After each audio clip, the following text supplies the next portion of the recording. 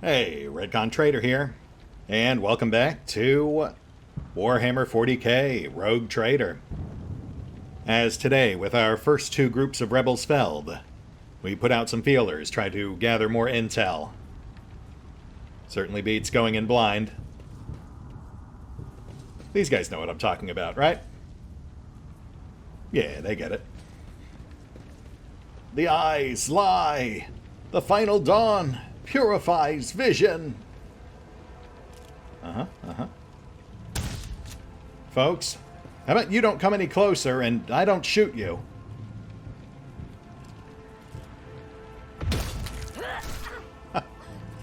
Don't trouble yourself. We'll do it for you, I guess. Oof. Wow, that was cold. The young, shaggy-haired soldier is still pale. Nonetheless, as you approach, he holsters his pistol, the hallmark of good discipline. He gives you a somewhat frightened but genuine smile. Thank you, my lord. You arrived in the nick of time. I don't know what those babbling creeps wanted with me, but it definitely wasn't anything good. No problem. You okay? All thanks to you, my lord. Those blind lunatics are all over the city right now. These rebels, damn them to the void, go around maiming anyone they can get their hands on and scorching their eyes. Then they leave the poor sods driven mad by the pain to wander the streets, babbling nonsense. He lowers his voice and adds with gravity. The command doesn't want anyone to talk about it, but I've heard whispers that it's not just some nonsense. It's heresy. Actual heresy. Because listening to it scrambles your brain. It made one patrolman freeze in his tracks while the blind mob got hold of him and carried him from his post off to who knows where. Well, based on context, I'm going to guess it was to go get his eyes burned out.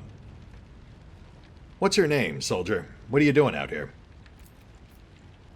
Lucky Jasper, the governor's aide and personal Vox operator.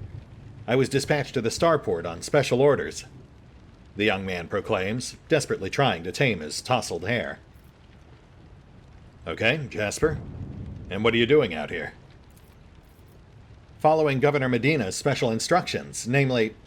He grits his teeth with a pained expression, furrowing his brow. Oh, right, it's a secret assignment. I can't talk about it.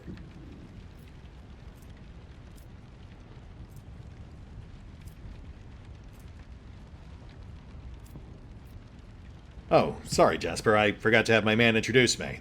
I'm a rogue trader. I could just order you to tell me. A rogue trader? After casting a quick glance over your gear, he nods in understanding. Oh, so you must be from House von Valancius's ship. The starport's auger surveillance station reported that it had detected your ship entering the system. Then you heaved to, sent a shuttle to another unidentified ship. A very strange one at that. And then that ship departed. Ah, no doubt Voidveer making his exit. Yeah, that makes sense. Though it is interesting he had a ship on standby waiting to pick him up. Then again, we're seeing some pretty obvious signs of chaos activity out here, so clearly this is all just part of some extended plan. Jasper pauses for a second, then mumbles. But, the auger surveillance station's reports are not to be disclosed to third parties. But you know that already, don't you? Well, alright, if you really are a rogue trader, I'll tell you everything. Great. So what are you doing out here? I'm supposed to deliver updated Vox codes, and how should I put it? Assess the situation. The planet's a real mess at the moment. The rebels have found their way into our VoxNet and are now eavesdropping. This made proper communication impossible. The hallowed electrodynamic Cenobium had sent out a distress call before it went dark. And who even knows what's happening in the system? There's been a riot on Rykadiphilia, the prison planetoid. Urak 5 station is silent, although the navigators there have always been a reclusive bunch. I was hoping I'd be lucky enough to run into a pilot or the captain here, who would give me an update, but that's hardly a possibility right now. The rebels are blasting anything that tries to land out of the sky with their damn cannon. He stops talking. a little too abruptly. Jasper, is there something else you want to tell me? I am a rogue trader. I could just order you. Jasper looks away. It's nothing classified, just personal. There's another reason why I'm here. My betrothed is missing. Raquel Vicari, the esteemed Yvain Winterscale's personal pilot. When the riot reports came from Rykad Philia, Lord Yvain headed there personally. Then this rebellion started down here and we lost communication. No one knows how they're doing up there. You know what I'm afraid of? That they'll come back and those rebel scumbags will shoot them out of the sky. I wanted to find a place that's high up, set up a Voxcaster there, and send them a transmission. The sky is closed off. Don't try to land. Those blind dogs chased after me, and as I was running, I tripped and broke the caster. He hangs his head sadly. I worry for her. She's an excellent pilot, but I still worry.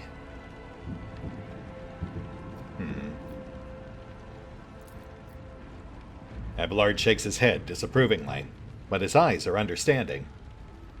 That is why all members of a Voidship clan share the same employment. No matter how devoted a servant of the Emperor is to their duty, there is always the danger that family ties might disrupt regulations and order. Well, for what it's worth, I hope she's okay. You know, I'm headed for Rykad Philia after I'm done here. If I see her, I'll let her know you're worried about her. The Emperor protects, my lord. If someone you love is in trouble right now, may he protect them too. Sure. Hey, you said you work for the governor, right? Has he met with a member of the Inquisition recently? Some guy named Heinrich Van Kalox? Jasper's face quickly turns gray as he says, I have, but I don't know where he is now. I'm sorry, but I don't like discussing the affairs of the Inquisition. Yeah, can't really blame you there. Alright, what can you tell me about Urak 5? There's not much anyone can tell you about it. That station belongs to the Navis Nobilite themselves. Emperor knows what they do up there, or who even lives there. They scorn ordinary folk. The only person they're willing to grace with an audience is the esteemed Yvain Winterscale. It's beginning to sound like he's complaining. That place is creepy. They say they order shuttles with servants from Rykad Minoris on a regular basis. I guess they're too important up there to change filters and clean compartments themselves, huh? Except, I've never met anyone who has served there. It's like no one ever comes back. Ooh, yeah, about that. Your brothers and sisters lived and died for a great cause, serving a navigator house, and therefore all of the Imperium. It is a high honor, one that few could bear. Only now does Jasper notice Cassia, and his eyes go wide with fear. He opens and closes his mouth a few times, helplessly, like a fish, unable to utter a sound. Instead, he just nods nervously. Right, so, you mentioned Yvain Winterscale? One of Caligos' kids, I take it? Yes, the esteemed and honorable scion of blessed rogue trader Caligos Winterscale, master of the Rykad system. At the behest of his illustrious father, or grandfather, or uncle, well, his illustrious relative, Lord Yvain took up residence on Rykad Minoris. Jasper's face betrays a fierce inner struggle before he blurts out. You know what I think? I find it curious that blessed Caligos didn't make him the ruler of our world. Lord Yvain is his blood, but it's the governor who rules us. Then why do you think he sent him here? I think he's been exiled. Yep, that's probably a good guess. And this governor, you think he's got this situation under control? Can he handle this rebellion? Jasper mumbles evasively. Well, obviously. I'm not some pessimist to say otherwise. Jasper, it's fine. I won't tell anyone. Whatever you say stays between us. You really mean it? Well then, if you ask me, things are pretty rotten. His words come flying out at the rate of stubber fire. Those rebels are strange. We would have easily quelled a normal riot. We're not some commoners, we're Rycadians, the naval elite of House Winterscale. But those people, they're vicious. They know no fear. And their attacks, they're so precise. It's like they know what's going to happen ahead of time. The command executed 7 officers on suspicion of espionage. But it's not about spying. They say the leader of the rebels is some two-faced Aurora who can see into the future. Now she is the real danger. Adira scoffs and rubs her hands together in excitement. She can see into the future, is that right? We'll see about that. She's up against the wrong psyker. My breezy whispers may be vague, but they've not failed me once. I can tell you without asking my ethereal friends that her future doesn't look too bright now that the Lord Captain is involved. Yeah, what she said. Now, if only I could shake these pesky, intrusive thoughts about maiming everyone I meet. Thanks, Jasper. I think that's it. It was my pleasure to be of service to you, my lord. It's been nice to chat with someone normal. He glances warily at the body of the nearest blinded lunatic. Yeah, I get that. I'd better go. You're right. We shouldn't stay here or we might run into rebels. I'll go find a safe place to watch the sky for any landing shuttles. May the Emperor protect you, my lord. I have to wonder how many people accidentally maimed that poor guy because they were just skimming and cycling through options. Is there money to be made?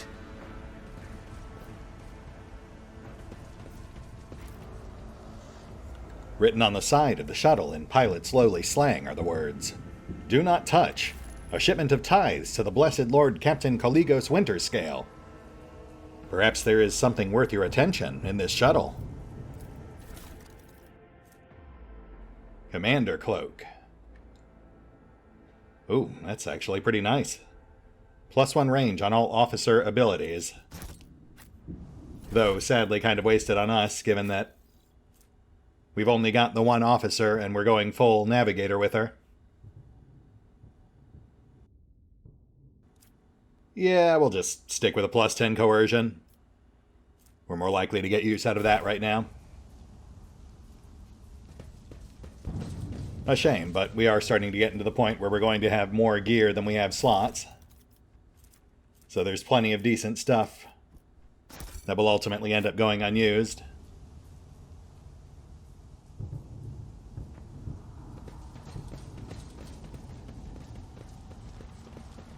Keep your wits about you. Let's go check out that breach door we saw earlier.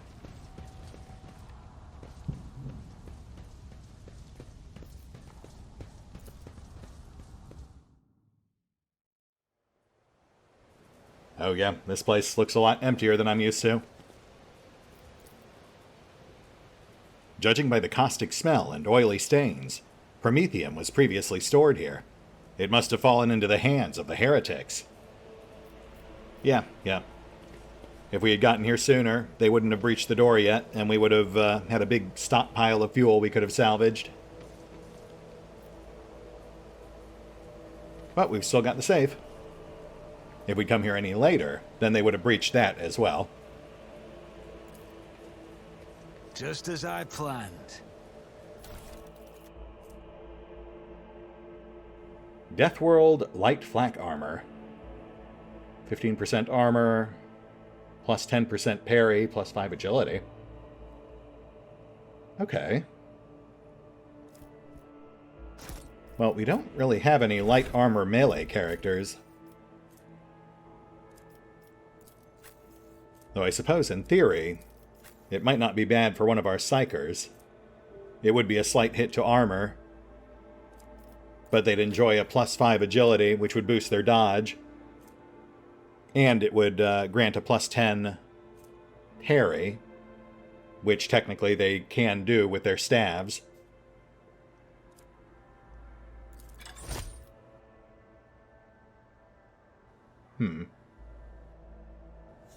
Yeah, why not? Won't matter long term. We'll find much better stuff moving forward. Always keep your eye on the price. And on to the next area. Let's take care of mine.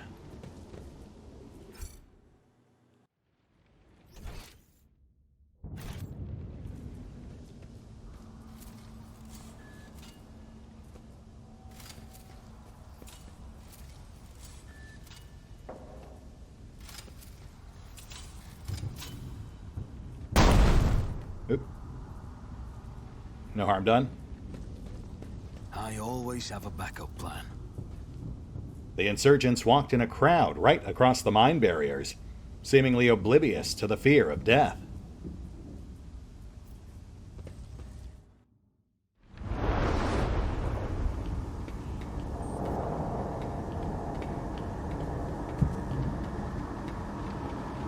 Change is coming. The edge is nigh. The blinded ones are harmless. No sense in shooting them and drawing attention. Fire on the nearest target! Don't kill the tech priest! We need to take him alive! Let those who seek knowledge find it, and let their enemies reap north. What's he doing? Fall back!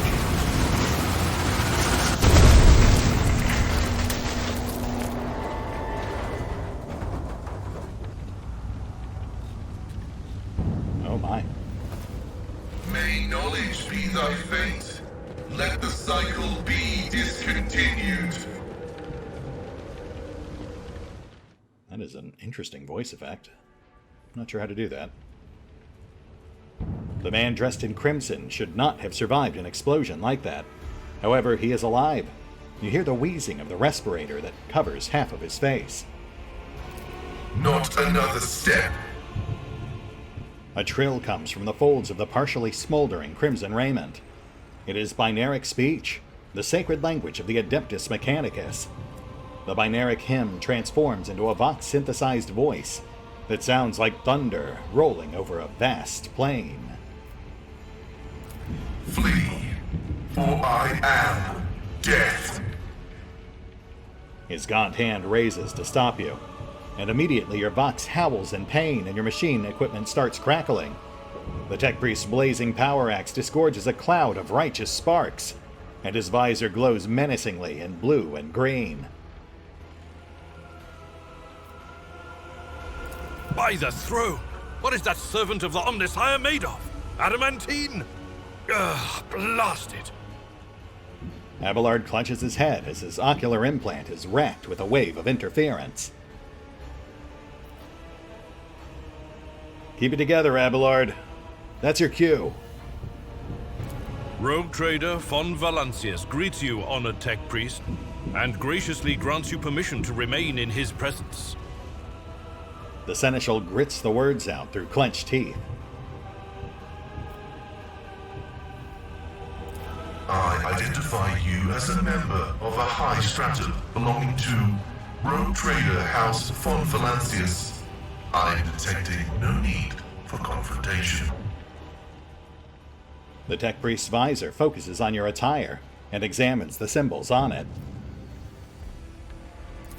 The convoy received an order to meet you. It is no longer functional. Therefore, I propose that we continue to advance to the rendezvous point with the governor's soldiers. The menacing blue-green glow fades in the tech priest's gaze. He lowers his arm, and your equipment ceases to malfunction. The tech priest stares resolutely forward, his mechadendrite tentacles rising gracefully around his hunched figure, which is illuminated by the flames of the smoldering remains of the machine.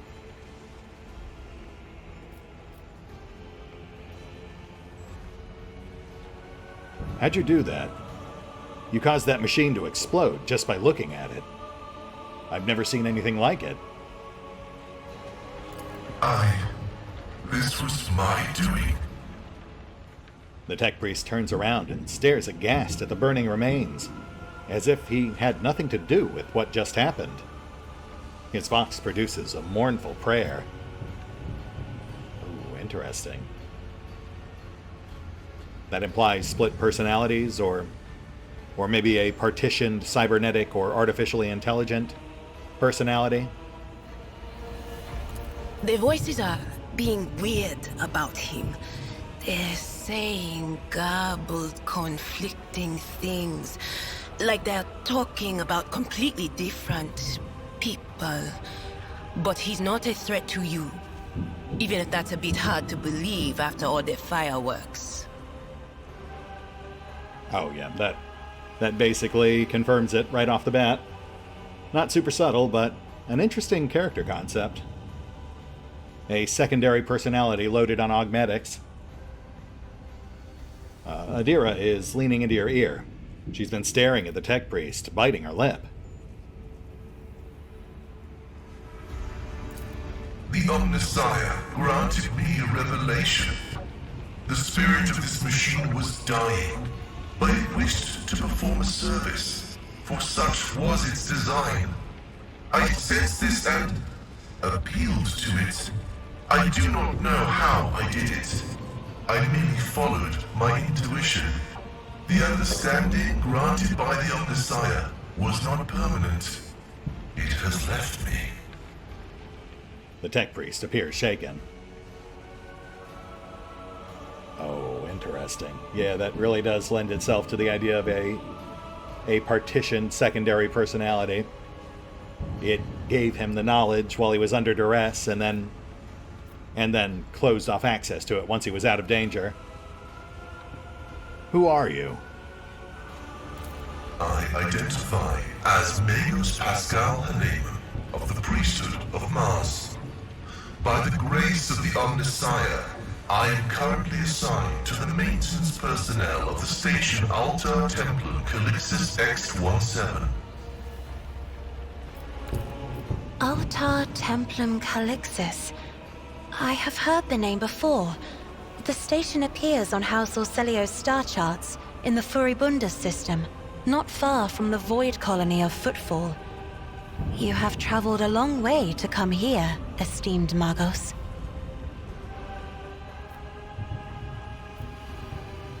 She brings up a good point. What's your business with the governor? What brought you out all this way?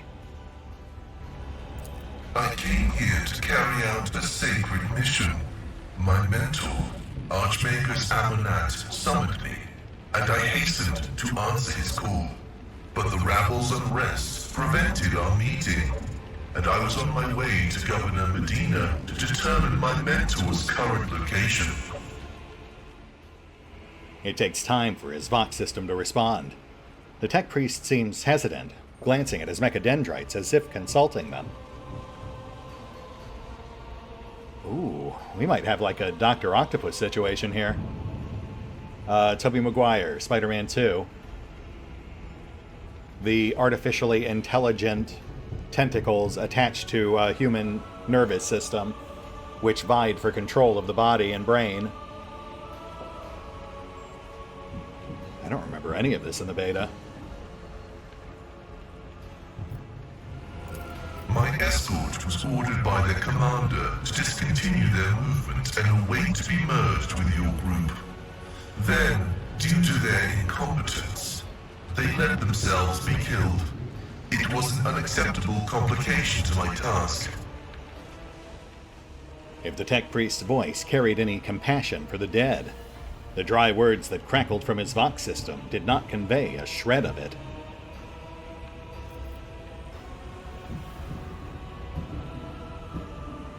He must be some mentor if you're willing to come all this way, to wade through an active war zone just to find him. Cessation of vital functions is an unavoidable phenomenon, and therefore an insignificant one. The doctrine of worship repudiates the fear of death. Small wrinkles gather around the tech priest's exposed eye, as if he is smiling under his respirator mask. I mean, sure, yeah, I get that, but also at the same time, I personally find that cessation of my functions generally hinders my ability to complete tasks, so, you know... With my mentor's words, the Omnicide gives me the algorithm for redemption and triumph in service. I will be redeemed, and I will triumph. His words are cryptic, his expression hardened. Well, that's certainly not unsettling.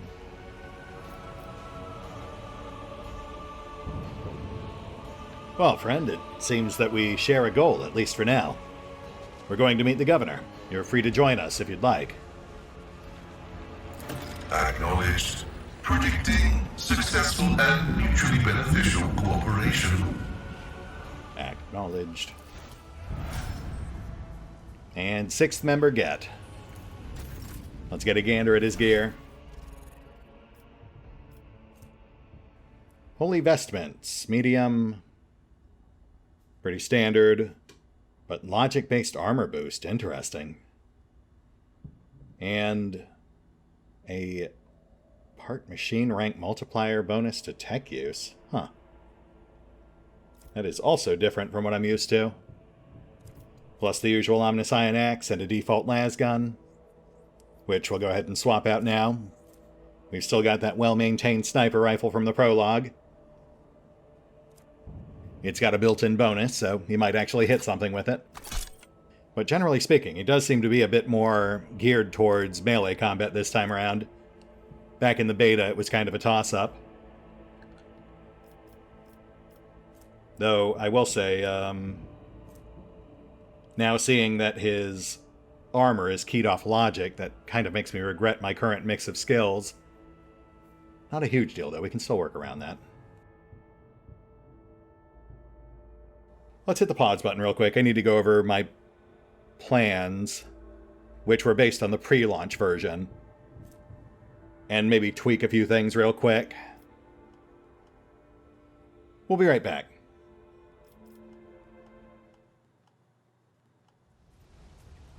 And we're back.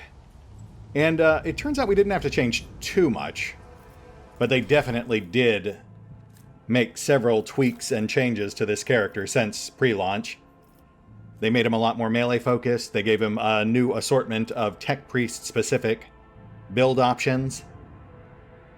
And, of course, sadly, they've removed assisted analysis from the talent list. Otherwise, that was a must-have for all of our operatives. But aside from that, there's not a lot that really gives me much reason to change what I was planning to do with him. I am curious about that tiered part machine talent.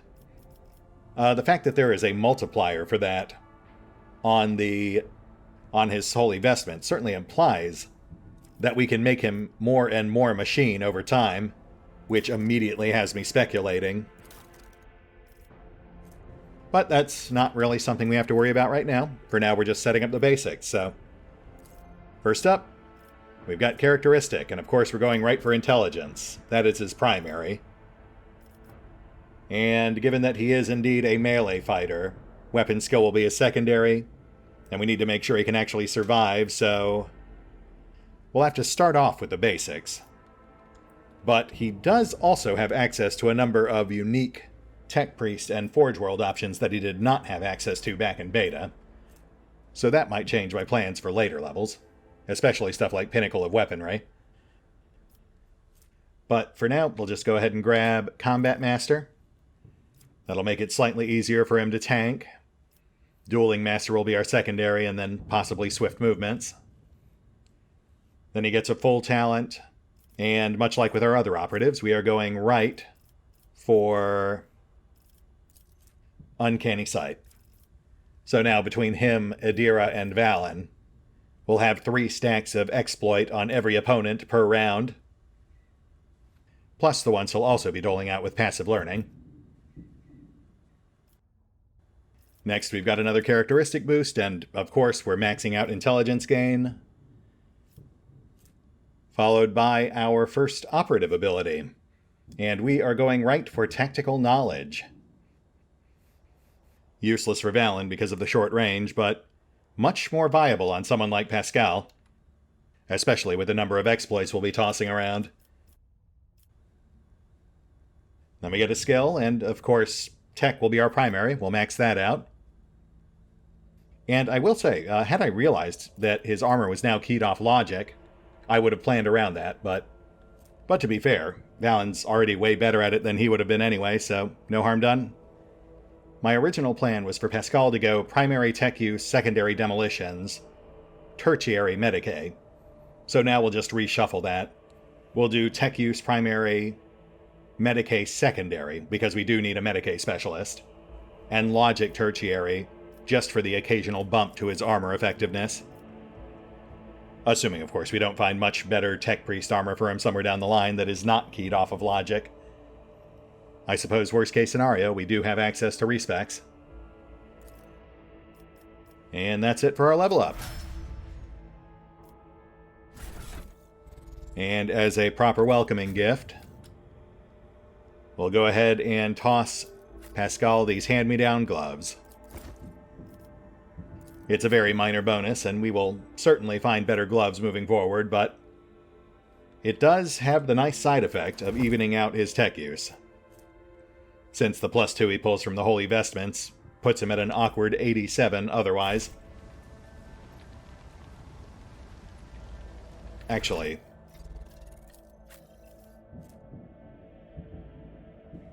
okay, yeah, I just wanted to double check his armor bonus. Currently sitting at 35%. That's 20 base plus 5 from logic plus 10 base from his armored skin. I mean, we're definitely going to find better medium armor than that. Maybe it is better to just ignore logic. I'll have to mull on that.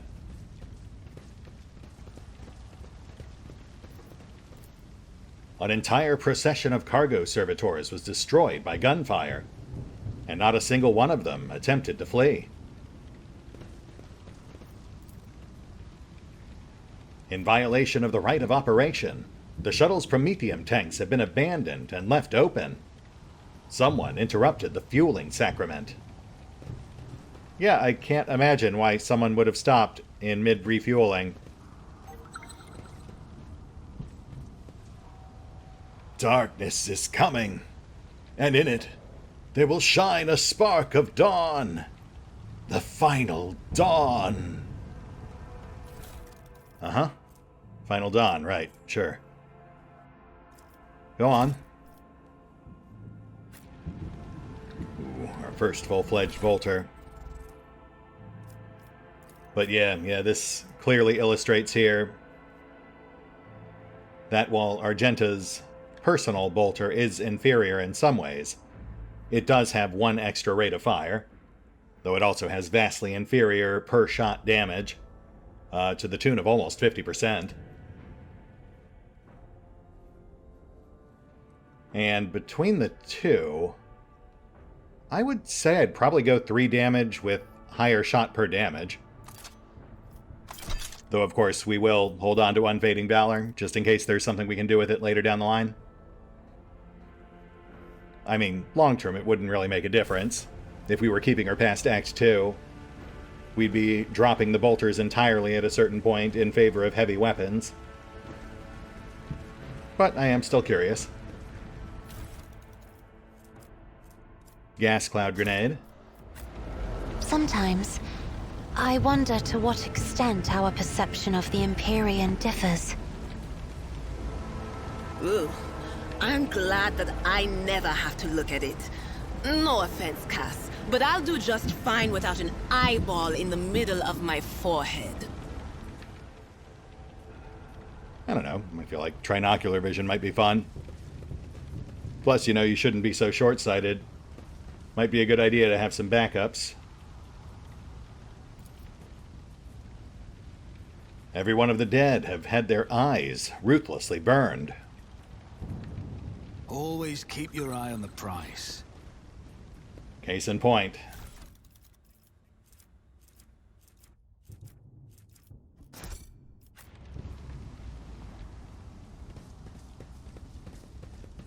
I think this platform's clear. Let us not dawdle. Ooh, and we have that chest just up to the left here.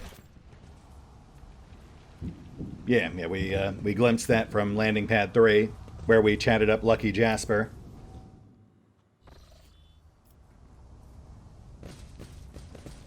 And our prize is Sin Skin. Delicious Sin Skin. Like normal skin, but with more sin. Base armor plus 25%. Extra plus 5% dodge if agility is over 40. Which unfortunately I don't think any of us have. It's not really a high priority for most of our guys.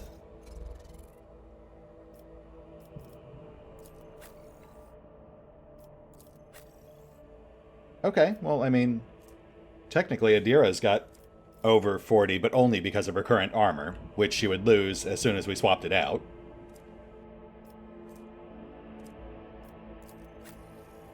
But Argenta,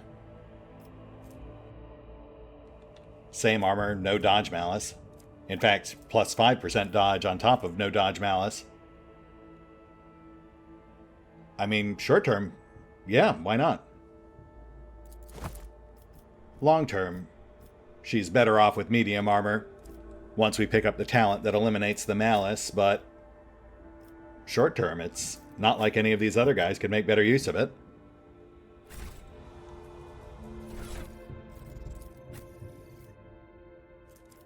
Yeah, because even with, like, Pascal, it would keep him at 35% total armor, but he'd lose the +2 tech bonus.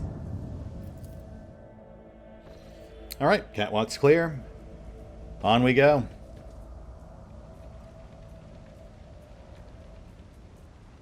Alert! Profane violation of the algorithm. Ooh, that played out differently than I was expecting. Okay, let's activate the turrets. I'm a genius! Ooh, and hello to you. But I will grant none. I will take you down. Nice. I was starting to worry we weren't going to get any combat in today. Not, I suppose, that this is really much of a fight. There's a lot of these guys, but it looks to be nothing but cannon fodder. No agitators, no ranking officers. We've also got the turrets backing us up, so I'm not too worried about positioning. Though, no reason to get silly. So Argenta first, and then Cassie. Though Cassie gets a half turn before Argenta. So that's 2 lightning blasts from Adira, followed by the turrets, followed by Adira. Oh, yeah, this isn't going to be much of a fight. We've got triple lightning blasts before most of these guys even go. Plus the turrets. Still, beggars can't be choosers. Gotta eke out our XP where we can. Emperor, give me strength.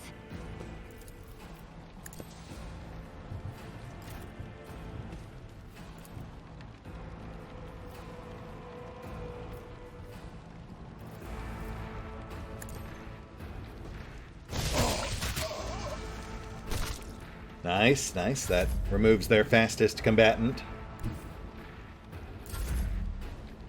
Let's bring Argenta up. Continue trimming the right.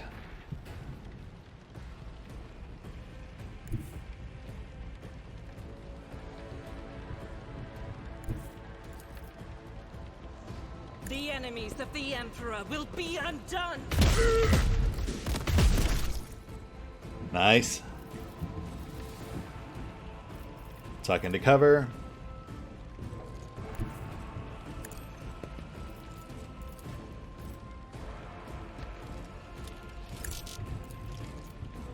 Ooh.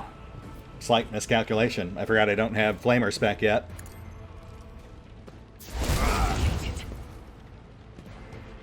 still. 2 more down. We'll take it.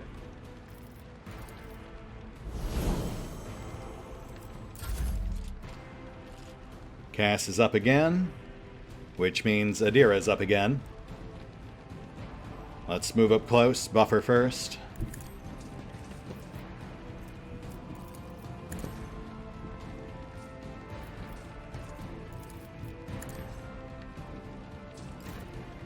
And amp it up.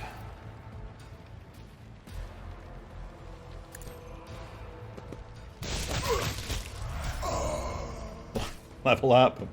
Wow, okay. We'll worry about that later. Let's keep whittling.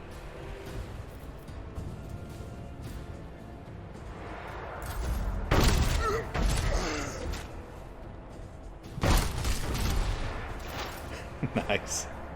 As if these poor guys didn't have it hard enough already. That's 3 dead from turret fire.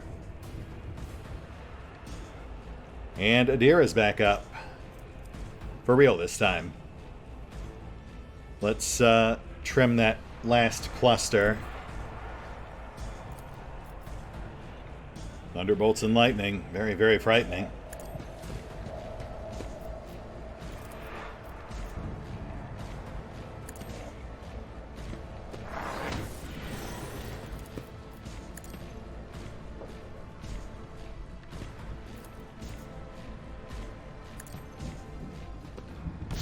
Unfortunate turn of fate.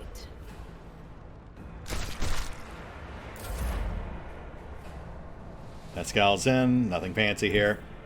No point in wasting time with any of his tech priest techniques. We'll just pop off an easy target.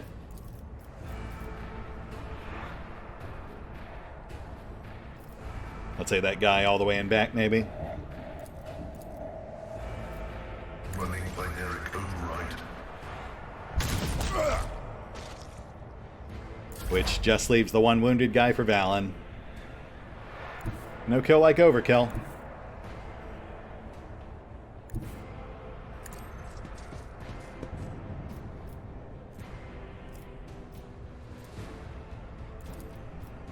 Accept your lot. Oh, also I was informed that apparently the reason this keeps popping up is because it's actively counting towards unlocking the achievement. It just, for whatever reason, doesn't have an actual counter on it. I always have a backup plan. So I guess it'll just keep happening until eventually we get enough. And then as for these guys, obviously not much of a serious fight. I think this was just an excuse to have fun with turrets, which I can appreciate. Keep your wits about you.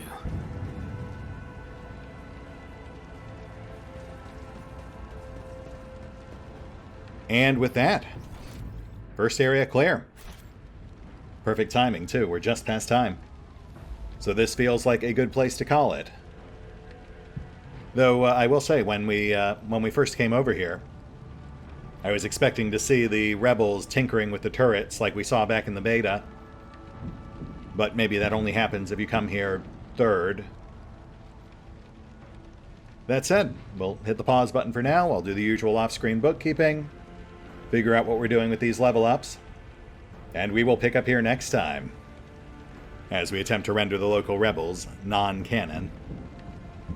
See you then.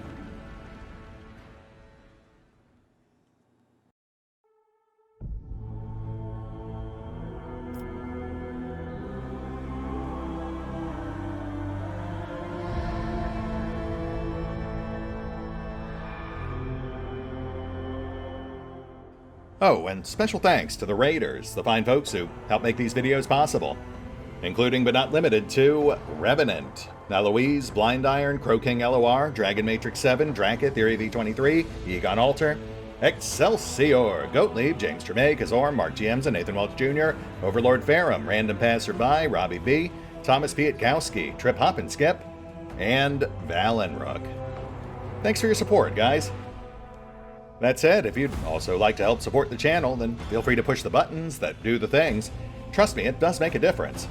Or you could even check out the PayPal, the Patreon, the Nexus GG, or the YouTube memberships. Links are in the description. Flee, for I am death.